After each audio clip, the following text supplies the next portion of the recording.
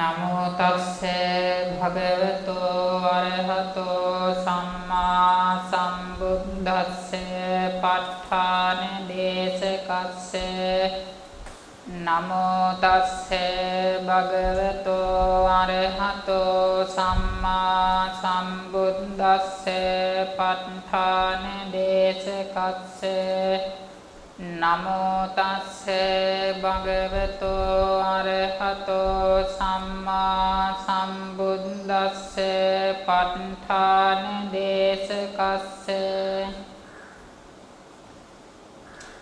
මහා සංඝරත්නයේ අවසරයි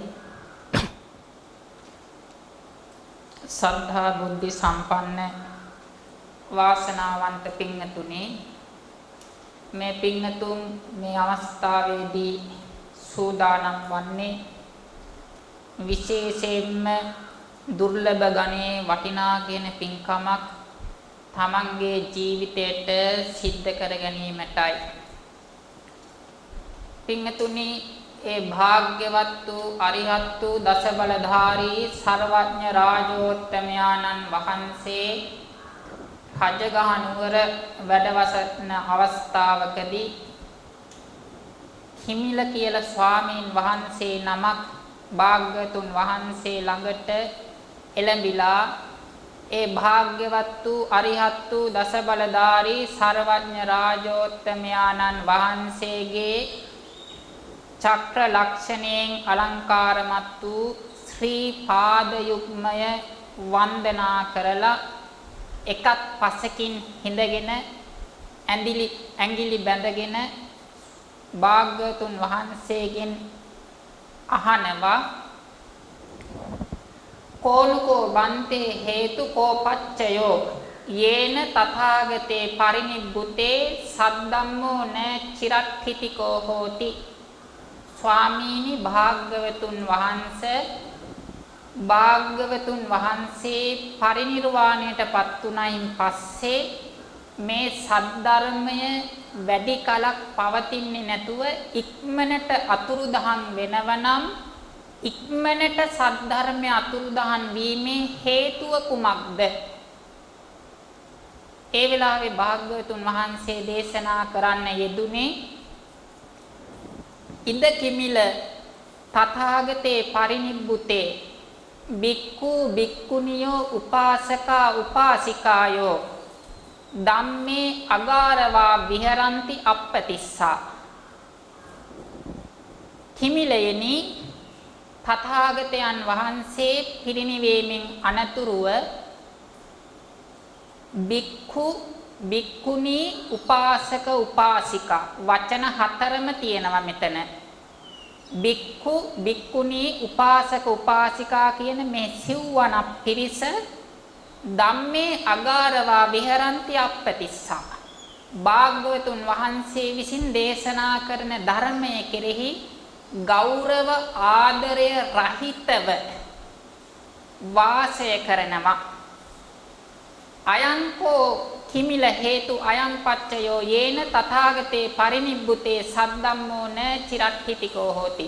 කිමිලයනි තථාගතයන් වහන්සේ පරිනිර්වාණයෙන් පස්සේ සද්ධර්මය බොහෝ කාලයක් නොපැවතීමට හේතුව තමයි ධර්මයේ කෙරෙහි හැඟීමක් නැතුව ධර්මයේ කෙරෙහි ගෞරව ආදරයක් නැතිව වාසය කිරීම.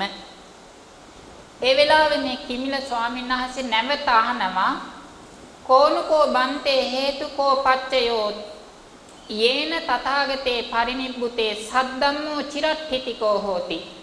එසේනම් ස්වාමීනි භාග්‍යවතුන් වහන්සේ පිරිනිවන් පෑවයින් පස්සේ මේ සද්ධර්මයේ බොහෝ කාලයක් පවතිනවනම් මේ සද්ධර්මයේ බොහෝ කාලයක් පැවතීමේ හේතුව කුමක්ද?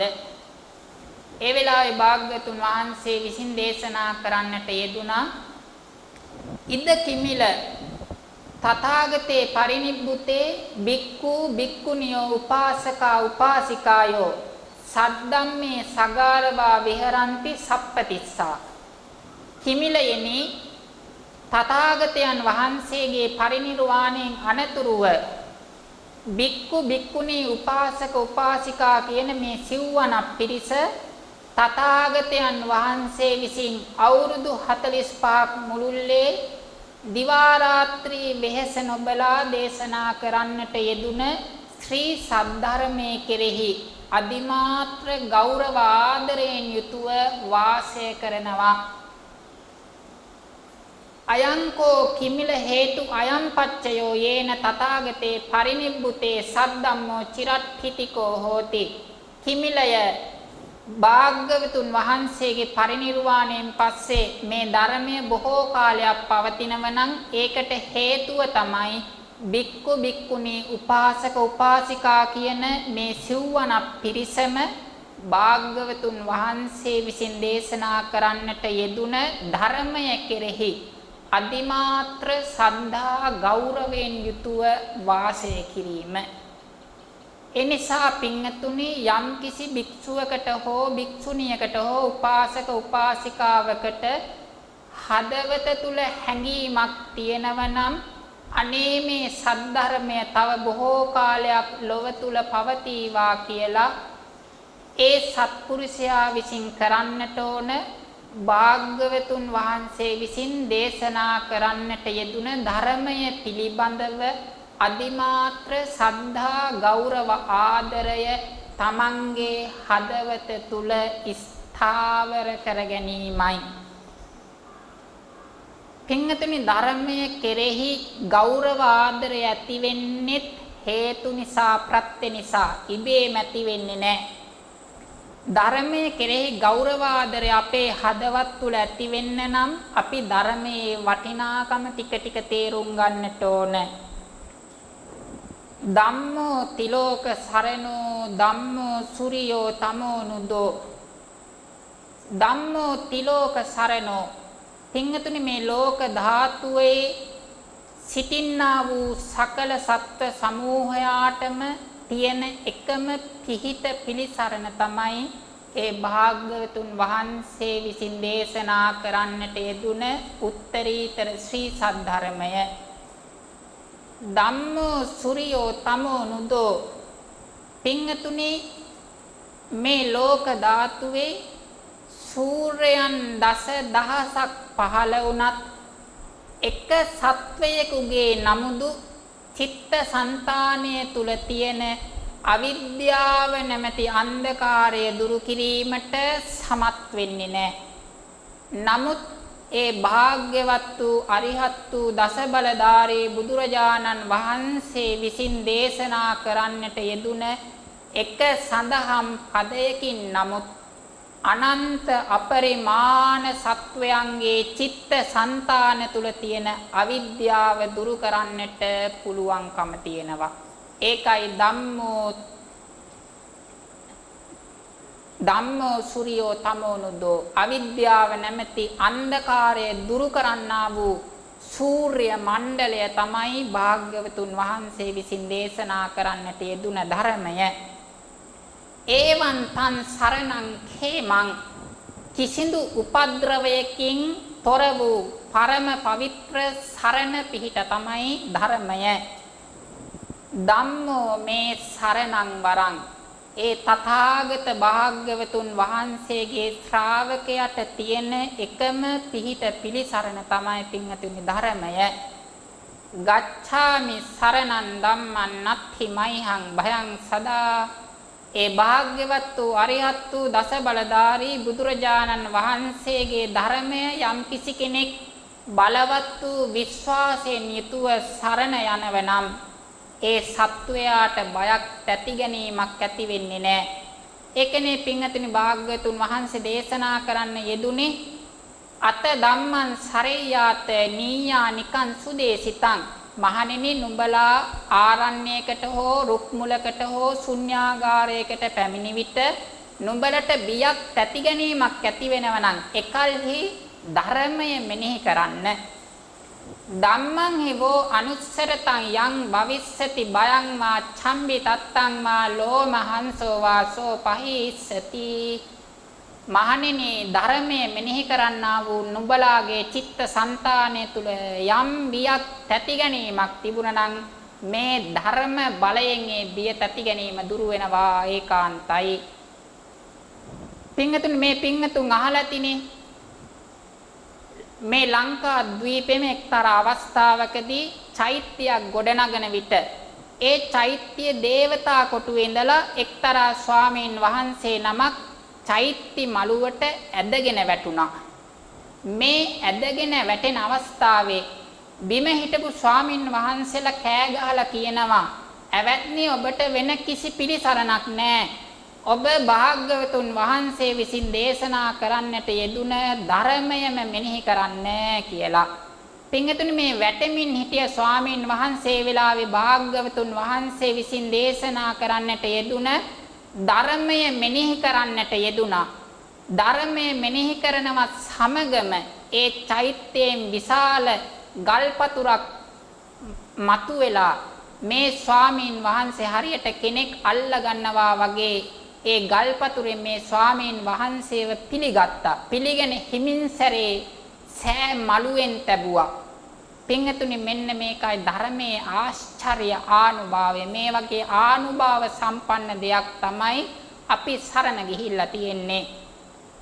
ඒකනේ පින්තුනි ධර්මයේ සඳහන් වෙන්නේ ධම්මං විනා නත්ථි පිතාච මාතා. මේ ධර්මයේ හැරුණුකොට ඒ ධර්මයෙන් සිදු කරන්නා වූ උපකාරය කිරීමට සමත් වෙන මව්පියෙක් නැහැ. ඒ වගේම තමේව තානං සරණං පතිට්ඨා සත්වයාට තියෙන පරම ප්‍රතිෂ්ඨාව පිළිසරණ තමයි ධර්මය. තස්මාහි බෝ කිච්චමඤ්ඤප්පහාය සුනාත ධාරේත චරාත ධම්මේ. එනිසා අන්‍ය වූ සියලු වැඩ කටයුතු වලට වඩා මේ ධර්මයේ අසමින් ධර්මයේ සජ්ජායනා කරමින් ධර්මයේ සාකච්ඡා කරමින් තමන්ගේ ජීවිතය තුල කුසල් සිදු කරගන්න කියන එකයි ඒ ගාථාවෙන් අදහස. ඒ විතරක් නෙවෙයි පින්වතුනි මේ ධර්මයේ ආනිසංස අපිට ප්‍රකාශ කරන්නට හැකියාවක් නැහැ. මොකද අපේ ප්‍රඥාව දුර්වල නිසා. නමුත් අපිට වැටහෙන හැටියට ධර්මයෙන් විඳක් දක්වනව නම් බුදුරජාණන් වහන්සේ පහළ වෙන්නට කලින් පාරමී ධර්මයන් සම්පාදනය කරන අවස්ථාවේ පවා පින්තුනි උන්වහන්සේ මේ ධර්මයට පුදුමාකාර ගෞරවාදරයක් දැක්වුවා. එක්තරා අවස්ථාවකදී උන්වහන්සේ සුතසෝම කියලා රජ කෙනෙක් වෙලා හිටියා.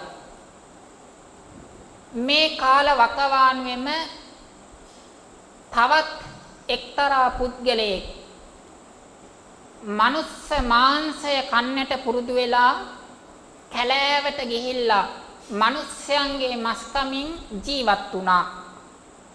මේ මිනිස්යාට යක්ෂයෙක් විසින් ලබා දීපු මන්ත්‍රයක් නිසා අන්‍ය වූ මිනිස්යන්ට වඩා බොහෝම ජව සම්පන්නයි.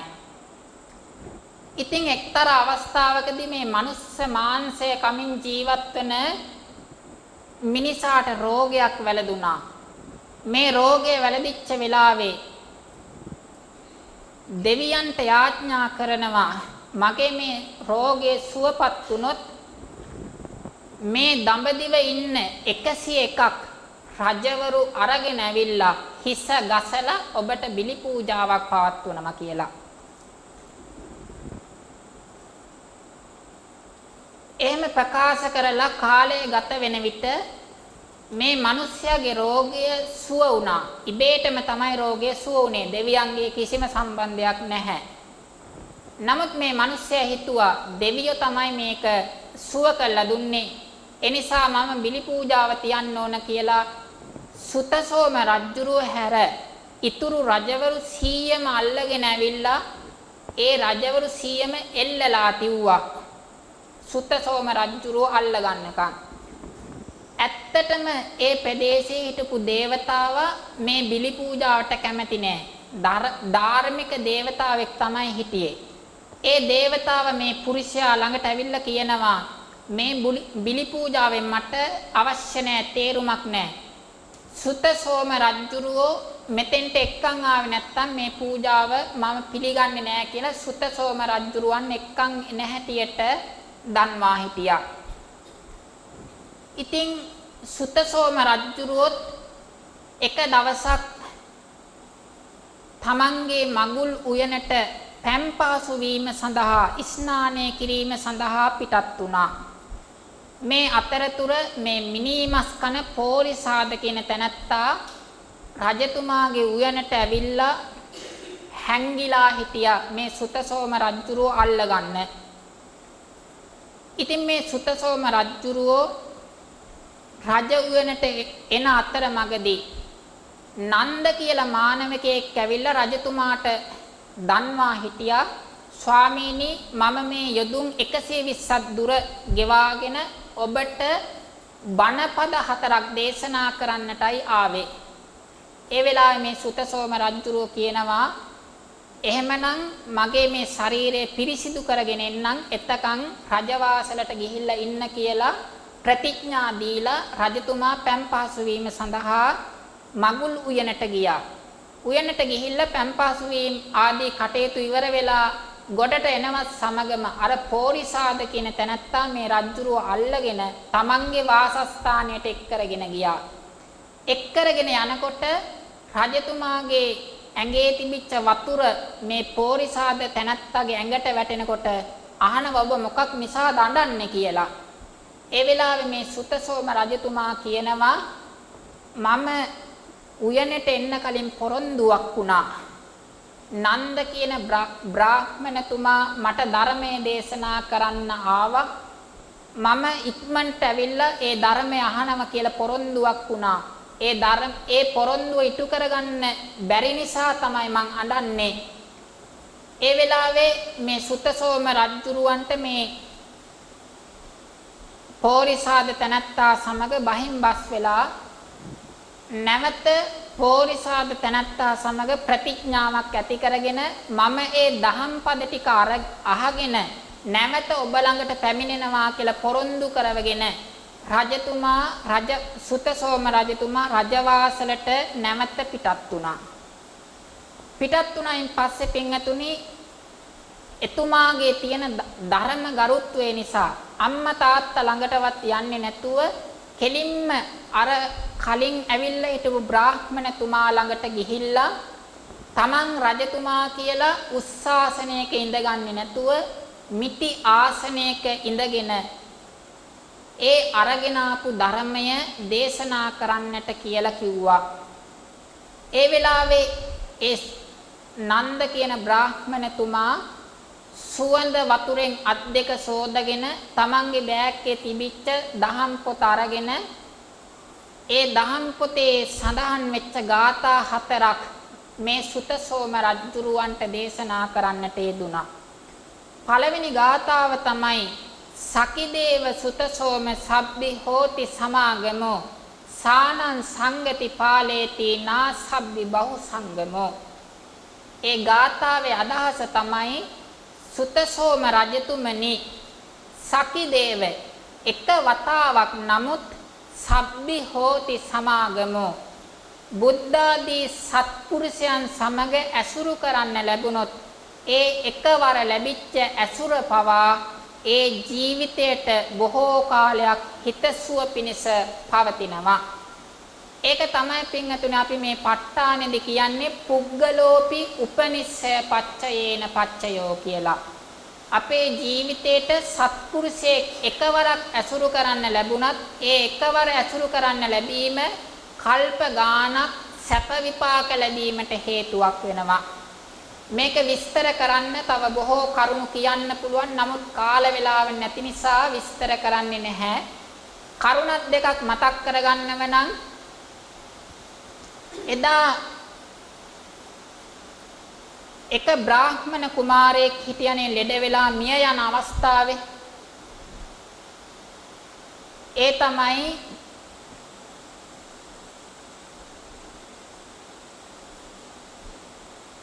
එක්තරා රෝගයක් වැළඳිලා මිය යන මට්ට කුණ්ඩලී කියන බ්‍රාහ්මණ කුමාරයා බුදුරජාණන් වහන්සේ එකවරයි මේ කුමාරයා ළඟට වැඩම කරේ. ඒ වෙලාවේ මේ කුමාරයා බුදුරජාණන් වහන්සේ ගැන සිත පහදවාගෙන මරණයටපත් වෙලා දිව්‍ය ලෝකෙ ගිහිල්ලා ඉපදුනා. බලන්න එකවරක් සත්පුරුෂයෙක් ඇසුරු කරන්න ලැබිලත් ජීවිතයට වෙච්ච යහපත. ඒ වගේම උපතිස්ස පරිබ්බාජකයට අස්සජි මහරහතන් වහන්සේ මුණ ගැහුනේ එක වතාවයි. ඒ පළවෙනි වතාවෙම දහසක් ණය පටිමන්විත සෝවාන් මාර්ගඵල අවබෝධයෙන් අග්‍රමා මහ නිර්වාණය අවබෝධ කරගත්තා. ඒ වගේම තම්බදාටික චෝර ඝාතකයේ අවුරුදු 55ක් මිනිසුන් මරමරා ජීවත් වුණේ.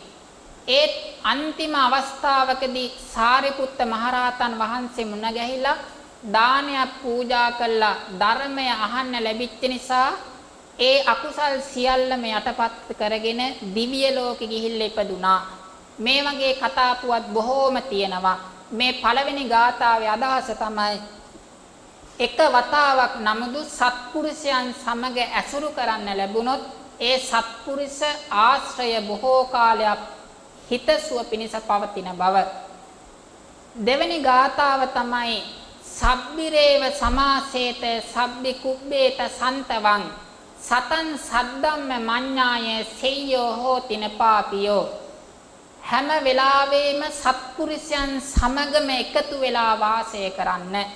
එහෙම වාසය කරනකොට සත්පුරුෂයන් විසින් දේශනා කරන ලද සත්‍තිස් බෝධිපාක්ෂික ධර්ම ස්කන්ධ ආයතන ආදී මේ පරමාර්ථ ධර්මයන් අහන්නට ලැබෙනවා. මේ සත්‍තිස් බෝධිපාක්ෂික ධර්ම පරමාර්ථ ධර්ම ආදී උත්තරීතර ධර්මය අහන්න ලැබුණොත් සෙය්‍යෝ හෝතින පාපියෝ ඒකාන්තයෙන්ම යහපතක්මයි වෙන්නේ අයහපතක් වෙන්නේ නැහැ. තුන්වෙනි ගාථාව තමයි ජීරන්ති වේ රාජ රතා සුචිත්තා අතෝ ශරීරම්පි ජරං උපේති සතං හි ධම්මෝන ජරං උපේති සන්තෝ හවේ සබ්බි පවේදයන්ති. මේ ලෝකේ යම්තාක් රජවරු මැතිවරු ආදී විශේෂ අය පාවිච්චි කරන යම්තාක් යාන වාහන තිබේ නම් ඒ සියල්ලක්ම නොබෝ කාලෙකින් විනාශ වෙලා යනවා. අතෝ ශරීරම්පි ජරං උපේති අපේ මේ ශරීරයත් මොනතරම් ආරක්ෂා කරගෙන හිටියත් ඒකාන්තයෙන්ම ජරාවටපත් වෙලා මරණයෙන් විනාශ වෙලා යනවා. නමුත් සතංච ධම්මෝන ජරං උපේති ඒ භාග්‍යවත් වූ අරිහත් වූ දසබලධාරී බුදුරජාණන් වහන්සේ විසින් දේශනා කරන්නට යෙදුනා වූ ධර්මය නිර්වාණ සංඛ්‍යාත ධර්මය ජරාවටපත් වෙන්නේ නැහැ මරණයටපත් වෙන්නේ නැහැ. ඒක සදාකාලික සැපයක් නිබ්බානම් පරමං සුඛං. හතරවෙනි ගාථාව තමයි නබංච දූරේ පටවීච දූරේ පාරං සමුද්දස්ස තදාහු දූරේ තතෝ හවේ දූරතරං වදන්ති සතංච ධම්මෝ අසතංච රාජ. පොළවේ ඉඳගෙන බැලුවොත් අහස කියන දේ ඊටාම දුරින් පිහිටලා තියෙන්නේ. අහසින් ඉඳගෙන බැලුවොත් පොළව කියන එක ඊටාම දුරින් පිහිටලා තියෙන්නේ.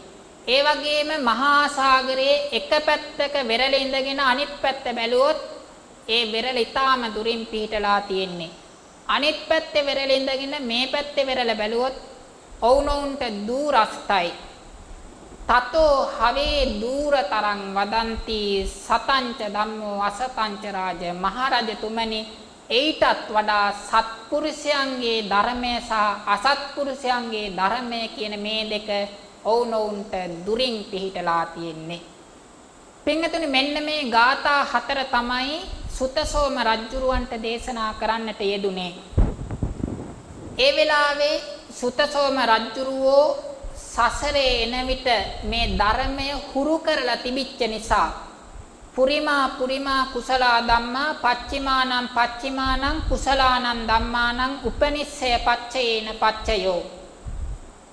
పూర్ව අවස්ථාවලදී ධර්මය අහලා ධර්මය ප්‍රගුණ කරගෙන තිබුණොත් පසු අවස්ථාවකදී ධර්මය කනේ වැටිච්ච මාත්‍රයෙන් ඒ ධර්මයේ වටිනාකම වැටහෙනවා ධර්මයේ සිත බැස ගන්නවා. මේ ගාථා හතර අවසන් වෙනවත් සමගම මේ සුතසෝම රජතුමාගේ සකල ශරීරයේ ප්‍රීතියෙන් පිනා ගියා පින්තුනි. ඒ වෙලාවේ මේ රජතුමා කල්පනා කරනවා මේ සතර පද ගාථාවට මම ගුරු පූජාවක් කරනවා නම් මේක වැදගත් කරුණක් හොඳට අවධානය දෙන්න. මේ සතර පද ගාථා හතරට මම ගුරු පූජාවක් තියනවා නම් මේ මුළු සක්වලම අකනිට්ඨ බ්‍රහ්ම ලෝකයේ දක්වා සප්ත රතන වලින් පුරවලා ඒ මුළු සක්වලම පිරිච්ච මණික් වලින් ගුරු පූජාවක් තිව්වත් මේ පද හතරේ ගාථා හතරට ගුරු පූජාවක් තියන්න බෑ කියලා කල්පනා කරනවා. බලන්න පින්වතුනි සත්පුරුෂයන්ට සතර පද ගාථාවක වටිනාකම තේරිච්ච හැටි. මේ මුළු සක්වලම මණික් වලින් පුරවලා පූජා කළත් ධර්මයේ වටිනාකමට සම පූජාවක් කරන්න බැරි බව තමයි ඒ බෝධිසත්ව සිතට වැටහුනේ. ඊට පස්සේ බලනවා මගේ රාජ්‍යය යොදුන් 300ක් විශාලයි. මේ මුළු රාජ්‍යයම මේ ගාථාවට ධර්ම පූජාවක් විදියට දෙන්න ඕන කියලා සිත පහළ වුණා. බලන්න පින්තුනේ තමන්ගේ රාජ්‍යයටත් වැඩිය මේ සතර පද ගාථාවේ වටිනාකම වැටහිච්ච ඇති. මේක තමයි ප්‍රඥාවේ විශේෂත්වය. නමුත් ඒ වෙලාවේ බලනවා මේ පුද්ගලයාට මේ රාජ්‍යය කරන්න පුළුවන් පුණ්‍ය ශක්තිය තියෙනවද කියලා. එහෙම බලනකොට පුණ්‍ය ශක්තිය තිබුණේ නැහැ. ඒ නිසා අහනවා මානවකතුමනි වෙන රජවරු මේ ගාථාවට මොනවද ගුරු පූජාව විදියට දුන්නේ? ඒ වෙලාවේ ප්‍රකාශ කරනවා එක ගාථාවකට එදා තිබිච්ච මුදලින් 100 බැගින් දුන්නා. ඒ නිසා මේ ගාථා හතරට කියනවා සතාරහ ගාථා කියලා. ඒ වෙලාවේ බෝසතාණන් වහන්සේ කියනවා මානවකය ඔබ Taman අරගෙන හැසිරෙන වස්තුවේ වටිනාකමවත් දන්නේ නැහැ. මේ ගාථා හතර 100 නෙමෙයි අද පටන් දහසක් වටිනවා කියලා එක ගාථාවකට දහස බැගින් 4000ක් දීලා අද පටන් මේ ගාථා සහස්සාරහ ගාථා කියලා දරා ගන්න කියලා ධර්ම පූජාව සිද්ධ කරන්නට යෙදුනා. පින්තුනි ඒ විතරක් නෙවෙයි මේ සුතසෝම රජතුමා සත්‍ය ධර්මය ගරු කරමින් පෝරිසාද මේ බණපද හතර අහගෙන නැවත පෝරිසාද ළඟට යන්න පිටත් වුණා. පිටත් වෙනකොට මේ සතර පද ගාථාවම මෙනෙහි කරමින් ගියේ. මේ ධර්මය මෙනෙහි කරපු නිසා මේ සුතසෝම රජුරුවන්ගේ සිත තුළ කිසිදු බියක් තැති ගැනීමක් තිබුණේ නැහැ. බොහෝම ප්‍රියමනාපව කේසර සිංහෙක් වගේ අභීතව මේ පෝරිසාද ළඟට තනිවම එළඹුණා.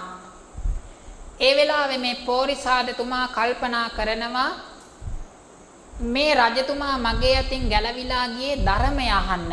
ඒ නිසා මොහු කිසිම තැති ගැනීමක් නැහැ, බයක් නැහැ, මොකක් හරි විශේෂ හේතුවක් තියෙන්නට ඕන කියලා ඒ පෝරිසාදතුමා සුතසෝම රජතුමාගෙන් ඉල්ලා සිටිනවා. රජතුමනි ඔබ අහපු ධර්මය මටත් දේශනා කරන්න කියලා. ඒ වෙලාවේ මේ සුතසෝම රජතුමා කියනවා ඔබ වගේ දරුණු පව්කම් කරන කෙනෙකුට මේ ධර්මයේ දේශනා කිරීමෙන් කවර පළක්ද? ඒ වෙලාවේ නැවත කියනවා රජතුමනි එහෙම කරන්න එපා. ධර්මය අහලා අසත්පුරුෂයෝ සත්පුරුෂයෝ වෙනවා.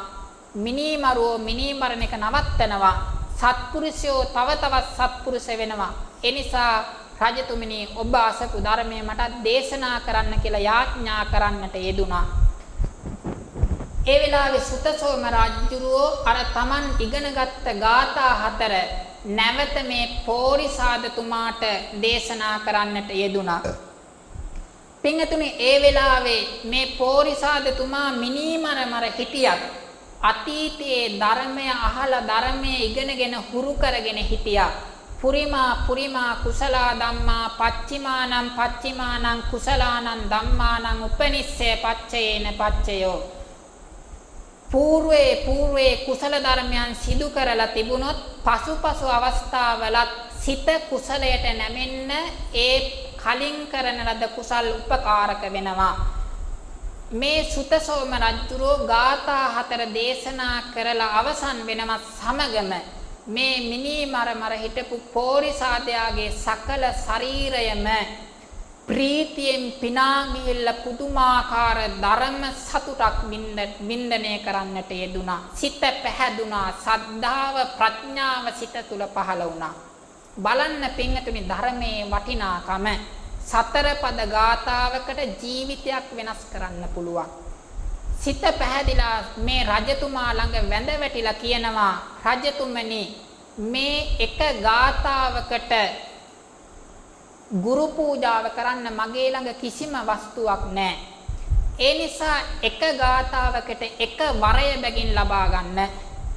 ඒ වෙලාවේ සුතසෝම රජුරෝ එක ගාථාවකට එක වරය බැගින් වර 4ක් ගන්නවා. පළවෙනි වරය තමයි පෝරිසාදේ ඔබ බොහෝ කාලයක් ජීවත් වෙම්වා. දෙවෙනි වරය තමයි ඔබ මේ මරන්නට සූදානම් වෙන 101ක් රජවරුන්ට අභය දාණය දේවා. තුන්වෙනි එක තමයි ඒ රජවරු නැවත තම තමන්ගේ රාජ්‍යවල පිහිටුවත්වා. හතරවෙනි වරය තමයි ඔබ මිනීමස් කණකින් වළකිත්වා. පින්තුනි මේ වර 4 අනුව අර මරණයට ගොදුරු වෙච්ච රජවරු 101ම මරණයෙන් ගැලවිලා තම තමන්ගේ රාජ්‍යවල රාජ්‍ය සැපයටපත් වුණා. මිනී මරමින් හිටපු පෝරිසාදතුමා ඒ මිනී මරණ එක සම්පූර්ණයෙන්ම නවත්තලා සත්පුරුෂයෙක් බවටපත් වුණා. බලන්න පින්තුනි ධර්මයේ වටිනාකම.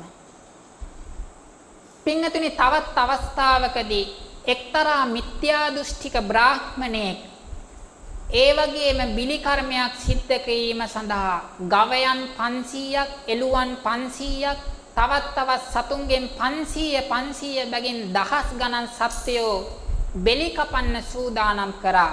සූදානම් කරලා බෙලි කපන්න කලින් භාග්‍යවතුන් වහන්සේ මුණ ගැහෙන්න ඕන කියලා භාග්‍යවතුන් වහන්සේ ළඟට ගිහිල්ලා මේ බිලි පූජාව ගැන ප්‍රකාශ කරා. දැන් සත්වයන් දහස් ගණනක් බෙලි කැපීමට නියමිත වෙලා ඉන්නේ. ඒ වෙලාවේ භාග්‍යවතුන් වහන්සේ මේ මිත්‍යා දෘෂ්ටික බ්‍රාහ්මණයාගේ සිත දිහා බලලා ධර්මයේ දේශනා කරනවා. ඒ ධර්මයේ දේශනා කරනකොට අර බ්‍රාහ්මණයා තුල තිබිච්ච මිත්‍යා දෘෂ්ටිය දුර වෙලා සම්මා දිට්ඨිය පහළ වෙලා සම්පූර්ණයෙන්ම ප්‍රාණඝාතයෙන් වැළකීච්ච උපාසකයෙක් බවට පත් වුණා. අර මරණයට පත් වෙලා හිටපු දහස් ගණන් සත්වය සියලු දෙනාම නිදහස් කළ අභය දාණය දුන්නා. බලන්න පින්තුනි ධර්මයක් නිසා සත්වයන්ට වෙන යහපත. ඒ නිසා තමයි කිව්වේ පින්තුනි ධම්මෝ තිලෝක සරණෝ. මේ තුන් ලෝක ධාතුවේම සකල සත්වයන්ට තිබෙන එකම පිහිට එකම පිළිසරණ ඒ තථාගත සී සද්ධර්මයයි.